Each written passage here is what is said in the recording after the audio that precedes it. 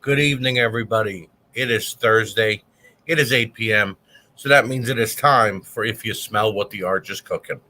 And I am your host, Archie Mitchell, back for another week of reviewing your weekly wrestling programs such as NXT and AEW, NWA. You never know what I might be reviewing that week, unless it's a pay per view week, and then you'll know exactly what's going on. This week, however, we will be reviewing just NXT, and we have some quick hits as well. Now, we're going to save the quick hits for the last segment, and then we'll do what grinds my gear. We're going to go into NXT first this week. Why? Because, well, it's my show and I can do whatever the heck I want. But no, the quick hits are rather large, and I have a lot to say about them. So I'd rather get through NXT, which was good, and then go into the quick hits. Next week, we'll be back with NXT and AEW. We might even throw in a little NWA and Impact. You never know. So, NXT this week was a show that culminated with a lot of things that we've been waiting to happen for like the last week or two on the NXT program on Tuesday nights. They were moved to Sci-Fi this week because of, well, it's because of the Olympics, of course. And at least it wasn't the Westminster Dog Show like used to happen when I was a kid.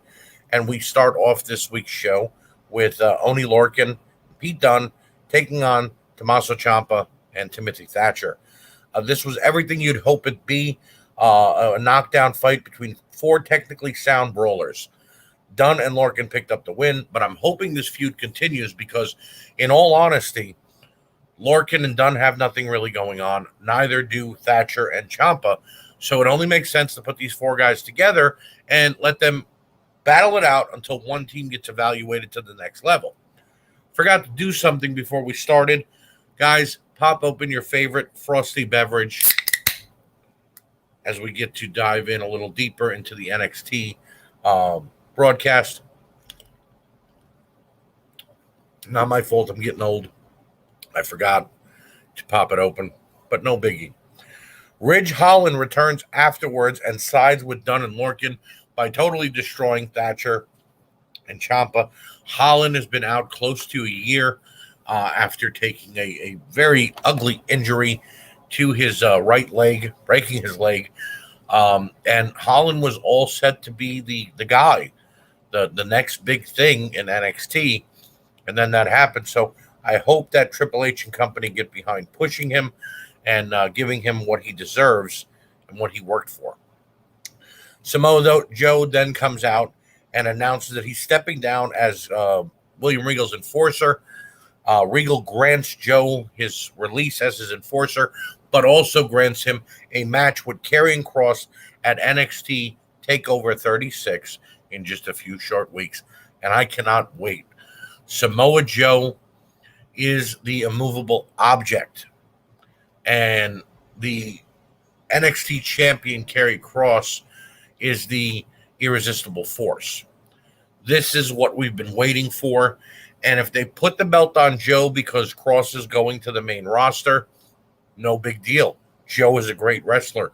Joe wasn't doing anything on the main roster, more power to him. But if they have Kross beat Joe, well, then it helps him in the long run because he just went over a major established star. Carmelo Hayes and Josh Briggs are next up, and they're in the NXT Breakout Tournament. And Hayes has been a breakout star already for his first few outings in NXT, whether against Adam Cole and Kushida. And I've been watching Josh Briggs since he battled and evolved as their champion.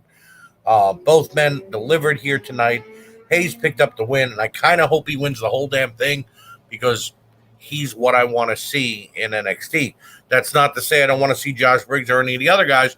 They all deserve a spot in NXT, but Carmelo Hayes has that it factor, in my opinion. We then get Raquel Gonzalez coming out, the NXT Women's Champion.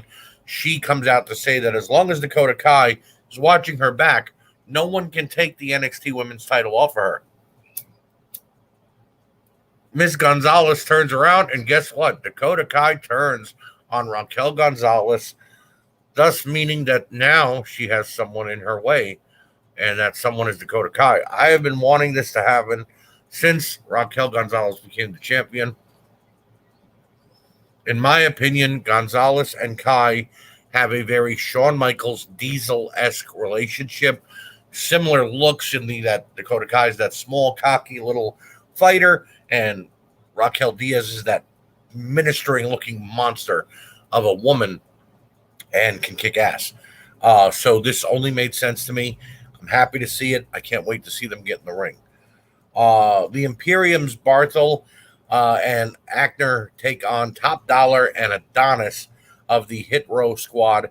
And I love Imperium, and I wish Walter would be in NXT in the U.S. more.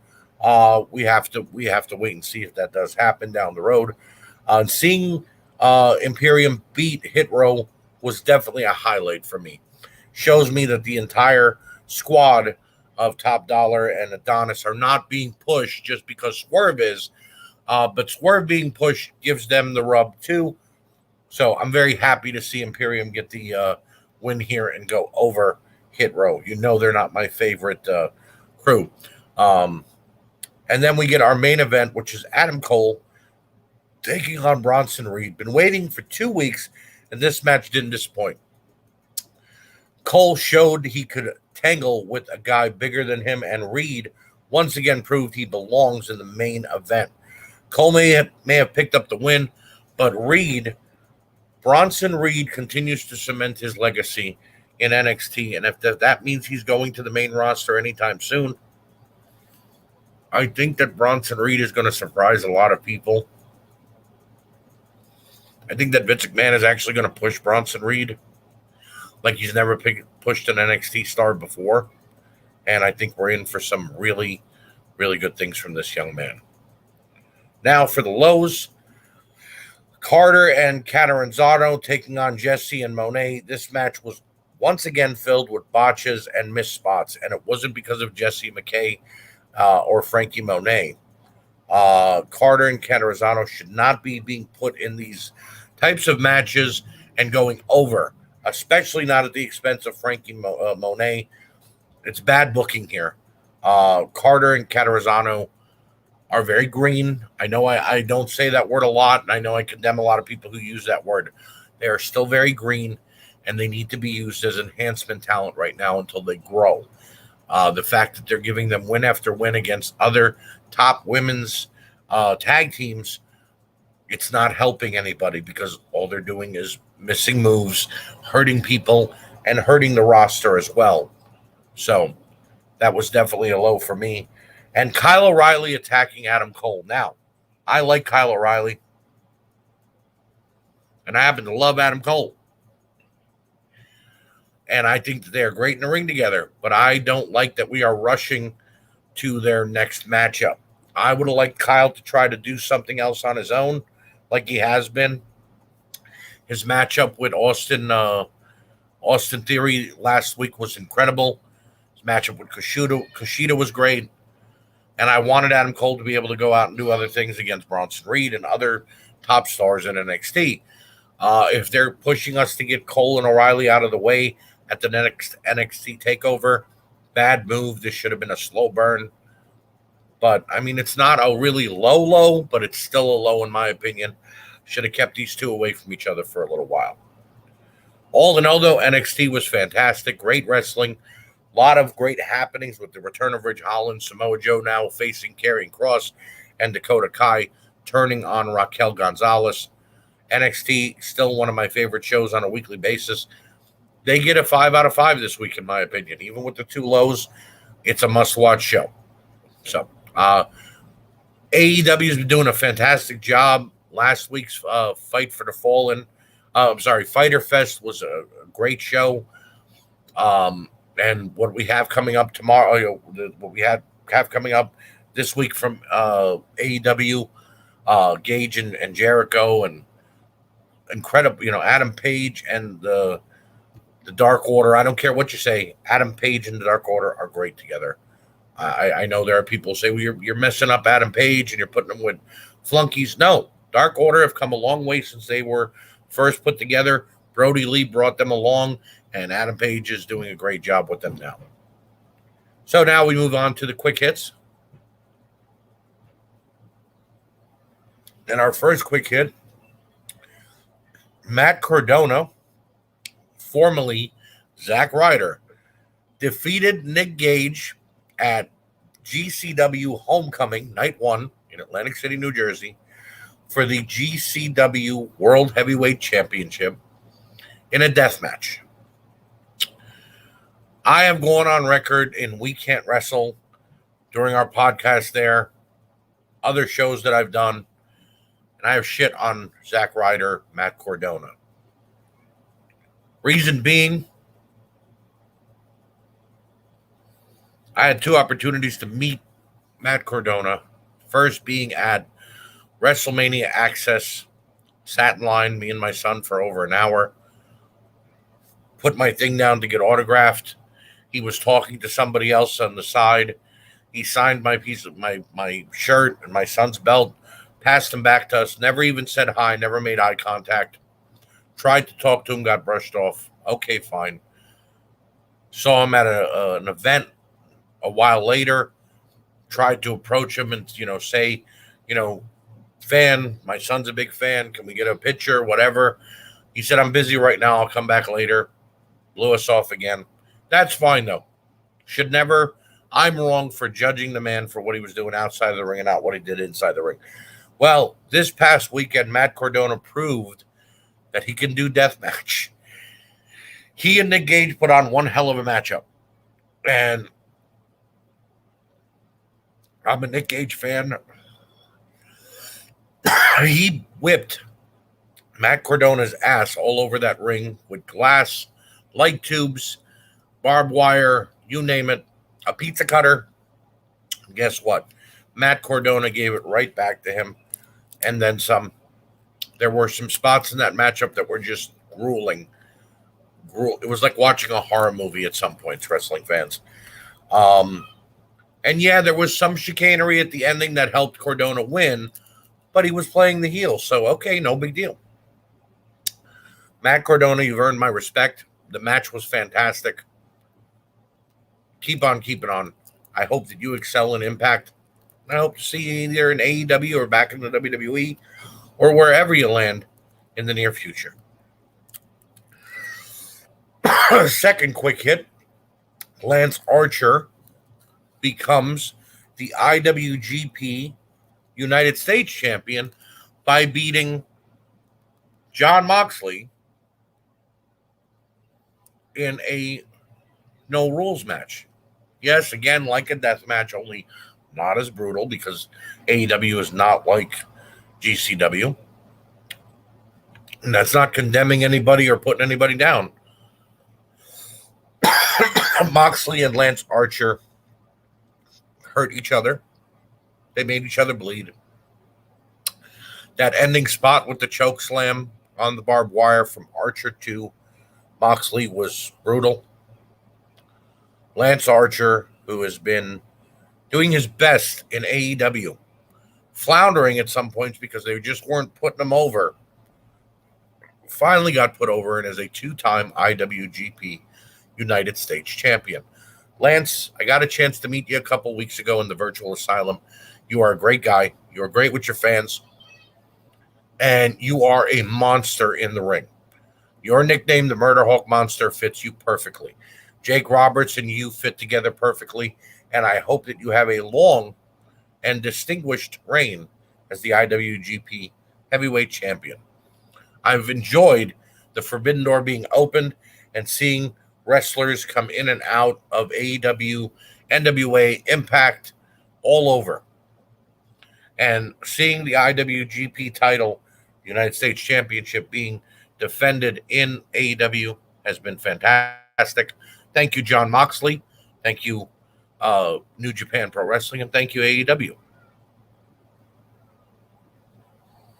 Number 3, the fans erupt about Karrion Kross's burial on Monday Night Raw a couple weeks ago. For those of you who don't know what I'm talking about, I'm sure there's a lot of you who do. Karrion Kross lost on his Monday Night Raw debut to Jeff Hardy. Jeff Hardy took a cheap win, and Kross then cut a promo saying that now, because of what Jeff Hardy has done, everybody dies. And this was not a burial in any way. Just because a wrestler doesn't win their debut match does not mean they're being buried.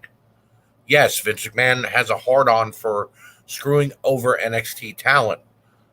But Karrion Kross then this week on Monday Night Raw, the following week, beat Keith Lee in a great matchup, forced Keith Lee to tap out.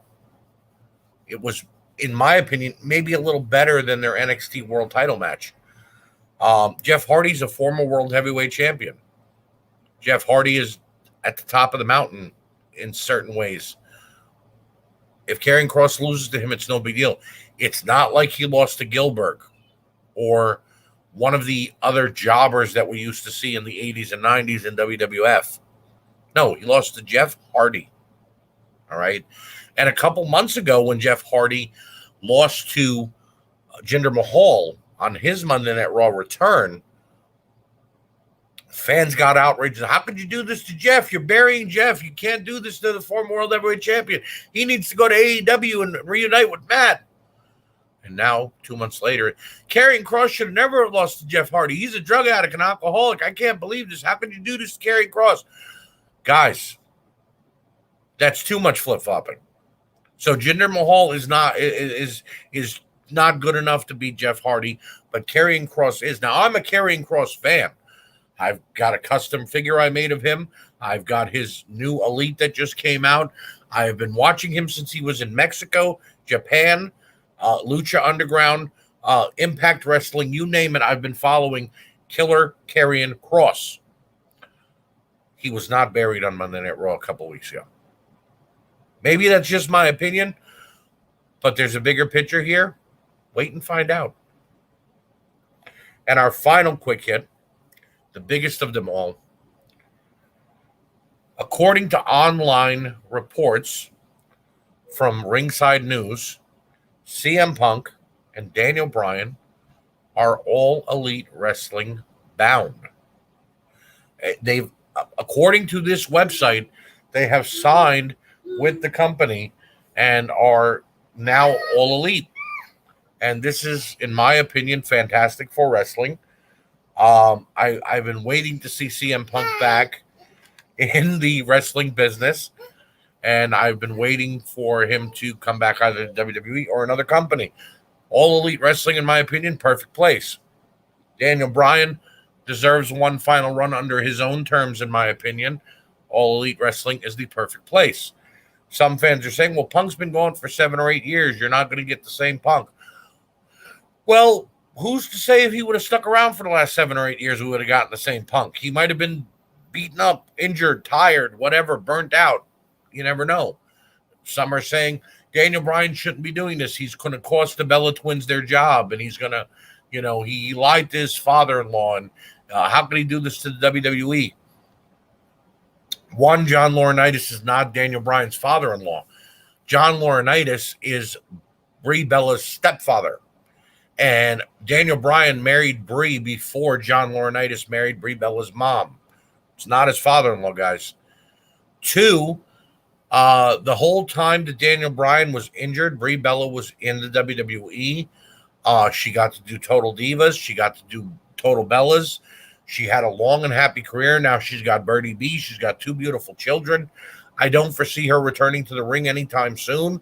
So Daniel stood by her when he was injured. I'm more than sure that she's going to stand by him when he now that he's getting back and doing what he could do. And 3, the WWE made Daniel Bryan stay out an extra year because they didn't want him to be overshine Roman Reigns and be the main character. So they kept him at the wayside, kept telling doctors, tell him he's not cleared, tell him he's not cleared. You don't believe me? Go back and look at every other doctor that Daniel Bryan went to without the WWE. They told him he was medically cleared. So Daniel Bryan has the right to give the WWE the middle finger. He does not owe anything to John Laurinaitis, and as I said, I believe his wife will stand by him. So Daniel Bryan is allowed to do what the hell he wants. Whether or not these reports are true, we're going to have to wait and see.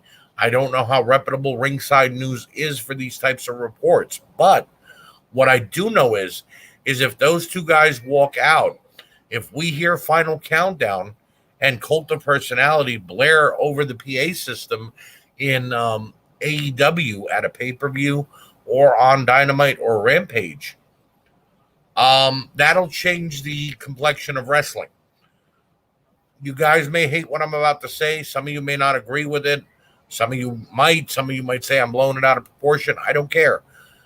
If CM Punk and Daniel Bryan walk down an AEW aisle and into a ring and wrestle, it's just as big as Hulk Hogan going to WCW back in the early 90s. They both are major stars. They both command major celebrity in the wrestling business. And they both would give AEW a boost. I'm not saying that's going to give them full competition against WWE. No. But right now, AEW is pulling in 1.3 million fans a week over the last 3 or 4 weeks.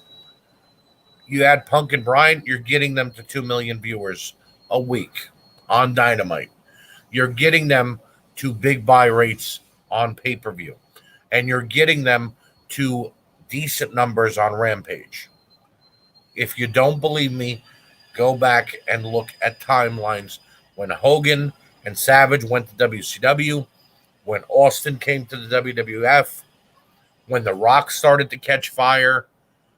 You even want to look Impact when they signed Hogan for that first little bit. Big names signing with companies add ratings. And I believe that both of these men will indefinitely add ratings to AEW. So, that is our quick hits for the evening. And that leaves one final thing. That one final thing is what grinds my gears. Only we're going to do it a little differently this week. Because there's nothing that's really grinding my gears this week about professional wrestling.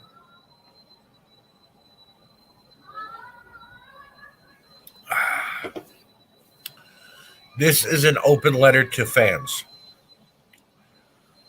The world of professional wrestling has always been and always will be an escape. Nothing on television, somebody driving you crazy in your personal life, something stupid going on, you're having a bad time, turn on the TV and watch professional wrestling. I was 9 years old. WrestleMania 6 came on the television. I didn't like wrestling at the time. My granddad sat me down and told me, watch this with me. So I did. I saw Ted DiBiase. I saw the Rockers. Saw the Orient Express. And then I saw Hulk Hogan and the Ultimate Warrior. And wrestling was everything to me after that. My granddad passed away 14 years ago. And I stopped watching for the longest time. And then my son wanted to watch Ric Flair take on Shawn Michaels at WrestleMania. So I watched it with him. And I saw the look in his eyes when HBK said, "I love you, I'm sorry," to Ric Flair, and then super kicked him. It was the same look that I had in my eyes when Hulk Hogan lost to the Ultimate Warrior. So we watched again. I know there are times that wrestling can be very bad. I know there are times that it's not worth our moment to watch. It's not worth our time. It's not worth anything. But there are a lot more good than there is bad in the world of professional wrestling. We don't need to complain about everything. If we don't like one thing, that's okay. But when you complain about everything, you're not a fan. Other sports don't have fans complaining about everything. There are baseball fans who say, "Well, I'm a Yankee fan and I hate the Red Sox." And then the football fans will go, well, I'm a Giants fan and I can't stand the Pittsburgh Steelers or the Dallas Cowboys. I hate the refs. The refs cost my team the game. Normal. Basketball fans. I'm a Celtics fan. Screw the Lakers. You know what I'm saying? Golf. I love Phil Mickelson. The hell with Tiger Woods. Okay. Wrestling fans.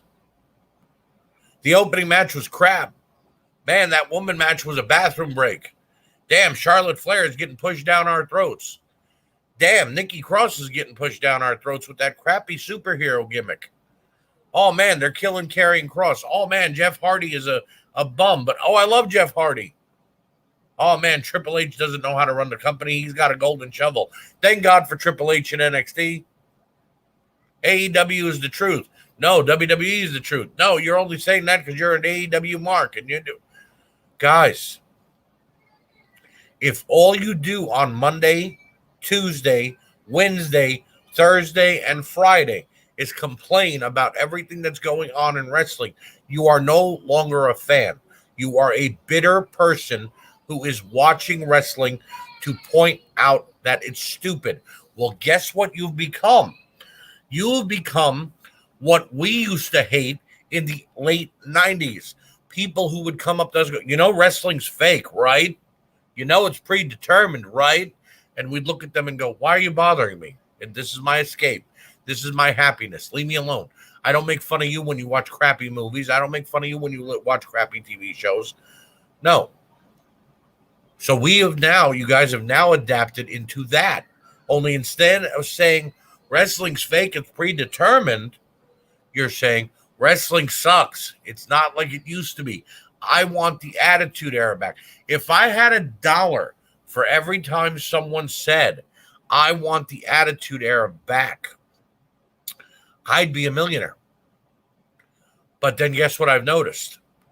Those same fans saying that they'd like the Attitude Era back are the same fans getting freaked out when Drew McIntyre beat the hell out of one of Jinder Mahal's guys with a chair and hit him 20 times.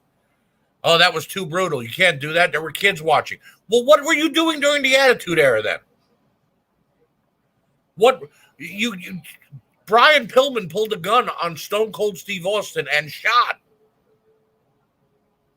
Okay? Stone Cold Steve Austin got crucified by The Undertaker. Hulk Hogan was run down in a car. So was Austin. So was The Rock. Leave the Attitude Era where it is. It's where it's at, and it's where it should be. In our past, and it's history. But it's good history.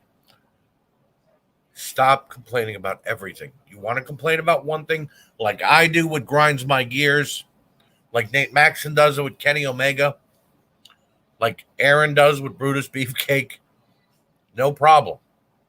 But you can't pick on everything. It's just not worth it. And it won't get us anywhere in the long run of making our time of watching wrestling better. So, with that being said, I want to thank you guys for joining me for another episode on If You Smell What the Arch is Cooking. Thank you guys for, as always, supporting WrestleNet Radio, the We Can't Wrestle podcast, Reliving the Extreme with Nate Maxson, Chad, Austin Deemer, and Aaron Maxson, and all of the shows, 25 years, A Slice of Wrestling with Nate Maxson, the year that was with Aaron Maxson, this show as well. Thank you guys for your support. Continue to add your friends. Continue to bring them along. The more, the merrier. And I will be back once again next week, as always. Same bad time. Possibly same bad channel. And I will see you next week on If You Smell What the Arch is Cooking.